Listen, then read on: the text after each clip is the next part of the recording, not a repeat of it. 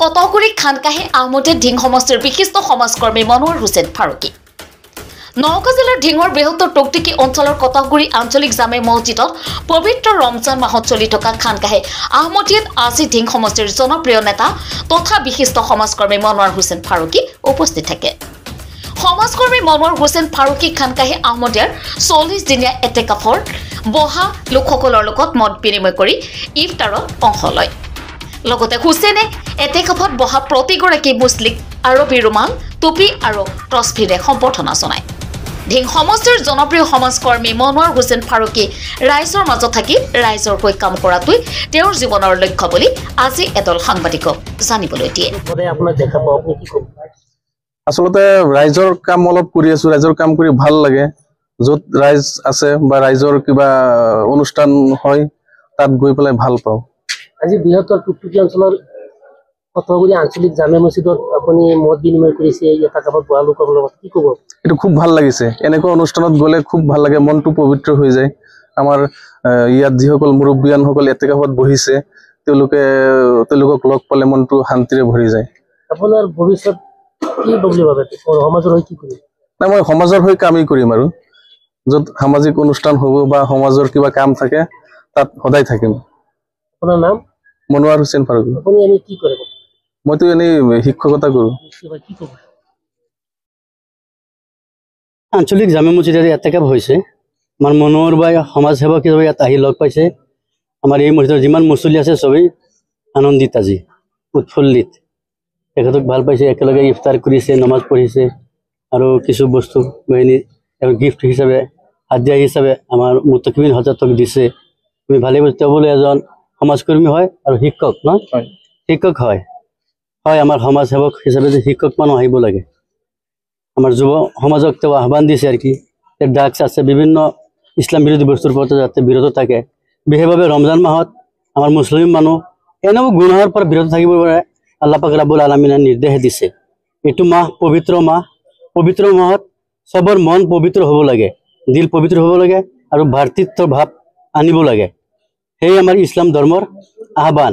এইটো মাহৰ জৰিয়তে মানুহৰ ভাতৃত্ববাদ আৰু ৰোজা দি আল্লাহ পাক ৰব্বুল আলামিনে সেইটো বস্তু প্ৰকাশ কৰিছে। মানুহ 12 ঘণ্টা 14 ঘণ্টা ৰোজা থাকিলে যে সিধা ভোক যিটো অনুভৱ হয় সেইটো ধনী মানুহে অনুভৱ কৰিব পাৰে যে আমাৰ কিমান দুখীয়া মানুহ আছে সমাজত, তেওঁলোকে ভাল বস্তু খাব নোৱাৰে।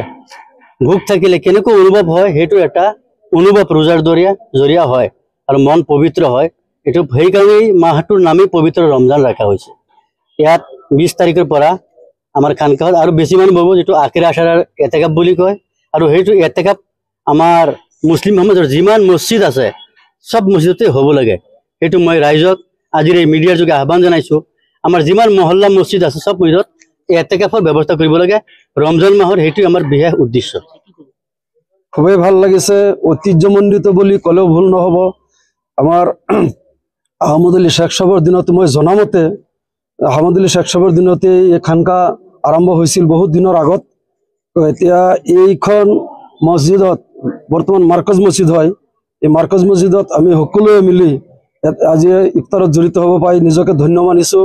আমাৰ মনোৱাৰ হুছেইন ফাৰুকী বৰ্তমান যুৱ সমাজৰ মাজত এটা মানে খুব ভালদৰে কাম কৰি আছে। স্পেচিয়েলি যিবিলাক অসামাজিক কাম, সমাজ বিৰোধী কাম, এইবিলাক যাতে সমাজত অশান্তি বৃদ্ধি নাপায় আৰু ৰোধ কৰে। যুৱ প্ৰজন্মটো যাতে ড্ৰাগছৰ পৰা বিশেষকৈ মানে এই যে ৰাগিয়াল বস্তু, যে ইছলাম বিৰোধী বস্তু হয়, ড্ৰাগছ মদ এইবিলাকৰ পৰা মূলসুঁতিলৈ ঘূৰাই অনাৰ কাৰণে তেখেতে এটা কাৰ্যসূচী উলিয়াইছে। মই ভাবোঁ এই পবিত্ৰ ৰমজান মাহত তেখেতৰ এই কাৰ্যসূচীটো সম্পূৰ্ণৰূপে সফল হ'ব, তেখেতৰ মনোবাঞ্ছা পূৰ্ণ হ'ব। স্পেচিয়েলি যুৱ প্ৰজন্ম আপোনাৰ যদি ইছলামৰ নীতি আৰু নিয়ম মতে চলে তেতিয়াহ'লে শান্তি আৰু সমৃদ্ধি আমাৰ সমাজত দিনক দিনে বৃদ্ধি পাব। আৰু মই ভাবোঁ আমাৰ মনোৱাৰ হুছেইন ফাৰুকী আৰু দৃঢ়তাৰে এইখিনি কৰি যাব। এই সময়ত আমাৰ মানে ৰাইজৰ সহযোগ লাগে, তেখেতক সহযোগ কৰিব লাগে। স্পেচিয়েলি মদুৰুদ্দিনৰ ঘটক ৰাইজৰ মাজত দেখা যায়, বিভিন্ন মছজিদ মাদ্ৰাসাত দেখা যায়, আপুনি কি ক'ব? মই তেখেতক মানে বহুত দিনৰ পৰাই জানো, তেখেতে সমাজৰ কাৰণে কাম কৰিব বিচাৰে। স্পেচিয়েলি প্লেটফৰ্ম লাগে তেখেতক। তেখেতে মানে কাম কৰিব বিচাৰে, এটা প্লেটফৰ্ম লাগে আৰু প্লেটফৰ্মৰ সন্ধানতে আছে। আৰু এই মুমেণ্টত আপুনি দেখিছে য'তেই যুৱ প্ৰজন্মই কিবা খেল অনুষ্ঠান কৰিছে তেখেতক পাইছে, কিবা ধৰ্মীয় অনুষ্ঠান পাতিছে তেখেতক পাইছে। আৰু যেনেধৰণৰ মানে মানুহবিলাকৰ মানে যিটো মানে সমস্যা সমাধান কৰি এই মানুহবিলাকে কেনেকৈ তাত ছাকচেছ হ'ব পাৰে সেইটো তেখেতে নিজৰ পৰা এটা সহযোগো কৰে, এইখিনি মই জানো। আৰু মানুহবিলাকে স্পেচিয়েলি যুৱ প্ৰজন্ম বৰ্তমান তেখেতৰ প্ৰতি ধাৱমান, শিক্ষা সাংস্কৃতিক সকলো দিশতে তেখেতৰ এটা পূৰ্ণ অৱদান আছে এই মুমেণ্টত।